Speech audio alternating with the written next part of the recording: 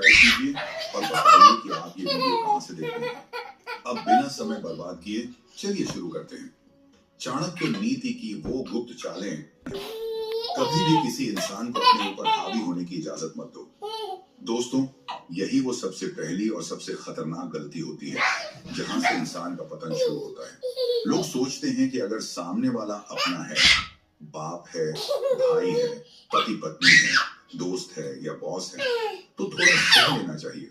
लेकिन चाणक्य कहते हैं, सहनशीलता और कमजोरी में बहुत पतली लकीर होती है, और जैसे ही कोई इंसान उस लकीर को पार करता है, वो तुम्हें बराबरी का नहीं, अपने नीचे का समझने लगता है।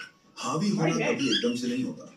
इसकी शुरुआत बहुत छोटी छोटी बातों से होती है, जिन्हें हम अक्सर छोटी बात कहकर टाल देते हैं। मान लो कोई तुम्हें बिना वजह डांट देता है और तुम चुप रह जाते हो। कोई तुम्हारी बात काट देता है, तुम्हारा निर्णय रद्द कर देता है और तुम विरोध नहीं करते। कोई तुम्हारे समय, मेहनत और भावनाओं की कदर नहीं करता और तुम फिर भी मुस्कुरा देते हो।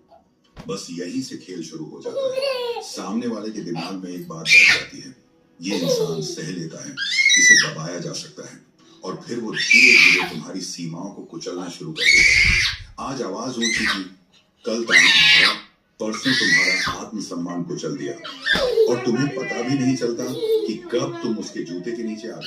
चाणक्य साफ शब्दों में कहते हैं, जिस इंसान ने एक बार तुम्हें दबाया और तुम चुप रहे, वो तुम्हें जिंदगी भर दबाता रहेगा। इसलिए पहला बार ही आखिरी बार होना चाहिए। इसका मतलब ये नहीं कि तुम्हें लड़ाई करनी है या बदतमीज बनना है। नहीं, रहने दो, प्यार नहीं कर रही, जाने दो। चाल यहाँ और भी खतरनाक है। पापा मिठू दे दो, पापा मिठू दे दो, मुस्कुराते हुए, लेकिन इतनी मजबूती से जवाब दो कि मिठू दे दो। सामने वाले को एहसास हो जाए कि ये इंसान झुकने वाला नहीं है। पहली बार ही उसकी सीमा तय कर दो, क्योंकि जो लोग पहली बार रोक दिए जाते हैं, वही लोग आगे चलकर सबसे ज्यादा सम्मान देते हैं। दोनों गाल पे दो। याद रखो दोस्तों, जो इंसान खुद की इज्जत नहीं करता, दुनिया उससे भी बदतर व्यवहार करती है। अगर आज तुमने खुद को बचाना नहीं सीखा, तो कल कोई और तुम्हारी कीमत तय करेगा। और यही वजह है कि लोगों को औकात में